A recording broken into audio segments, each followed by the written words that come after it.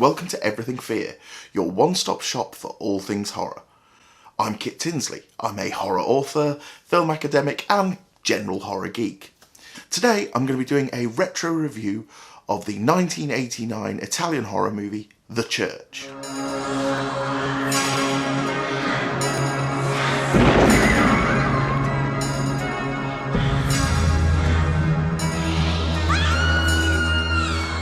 Michael Soavi came up through the ranks of Italian horror cinema after a few small acting roles, including in Lucio Fulci's City of the Living Dead.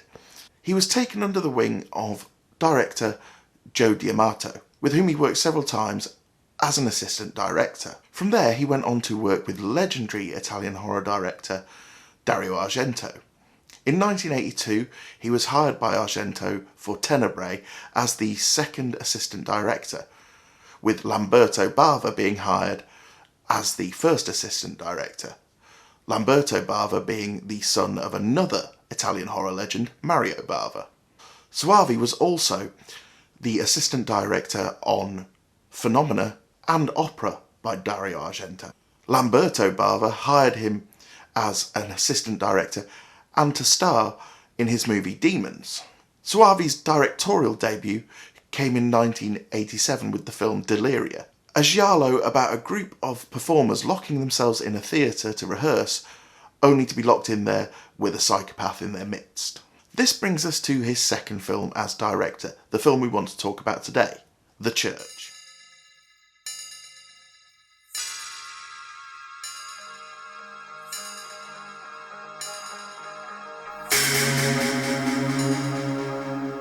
The Church was released in 1989 and was originally conceived of as a third entry in the Demons franchise of films. With a story and screenplay written by Dario Argento and Franco Ferrini, as well as passes being done on the script by Lamberto Bava and Soavi himself.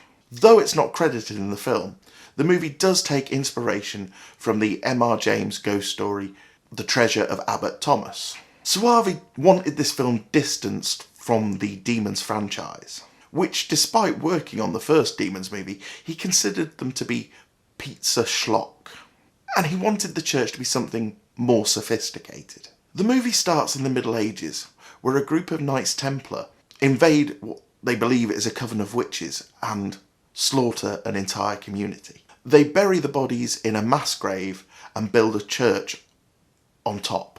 In the present of the movie, a young librarian named Evan is hired to catalogue the books in the church's library. There he meets Lisa, an archaeologist who is investigating the catacombs under the church.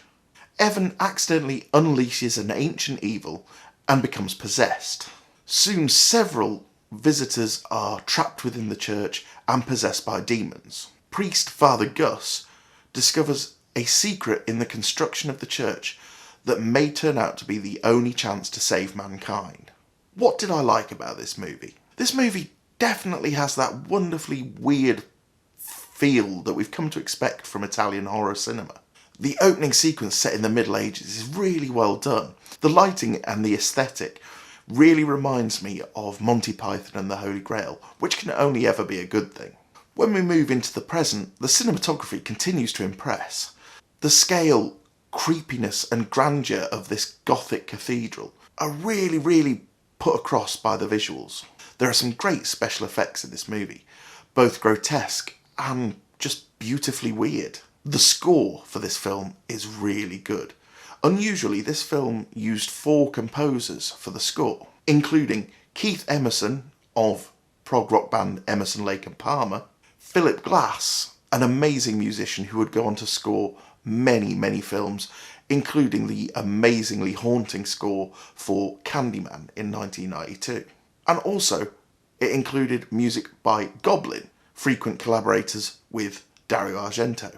All of these people are known for creating inventive and atmospheric music. So with them all combined, the score for The Church is full of lush and dreamlike weirdness that really adds to the tone of the film. There are some great performances, in particular from Hugh Kouachi as Father Gus, and a young Asia Argento as a young girl called Lottie. If you enjoy this video, if you could please subscribe, give us a like, and maybe tickle that bell icon to be notified when we upload future content, that would be great, thank you. What didn't I like? The movie jumps around a lot with its character focus. At first you think that Evan, the librarian, is the main character, as that's who we're following. Then it changes and you think that it's Lisa, the archaeologist, as we begin to follow her. Then teenage Lottie becomes the main focus, who, for some reason that's never really explained, also appeared in the medieval section of the film. All this before finally setting on Father Gus as our main character. This lack of focus means we never quite feel enough of a connection to any of the characters. Perhaps making Father Gus more of a focal point earlier on in the film would have helped, but instead he's just in a few random scenes that don't really add that much to the film at that point. Though there is a pretty solid plot within this film, it's well hidden within a lot of secondary material. I feel this is probably down to the number of writers that the script passed through before completion. It feels like they all had a different idea for the focus character of the film and the focus of the plot. And that somehow in the end script we have a combination of all of their ideas. And this makes the film feel a little disjointed. On the whole though, The Church is a bold, beautiful and artistic movie that reflects on the notion of good and evil and how the two are often interchangeable. However, it is also kind of meandering with a lack of focus that stops it from being the masterpiece it could have been. But it is certainly not the pizza schlock that Soavi didn't want it to be. He certainly achieved something more sophisticated than that. Well, thank you very much for joining me. If you've seen The Church, let me know your thoughts on it down in the comments below. And until next time, stay scared and stay tuned.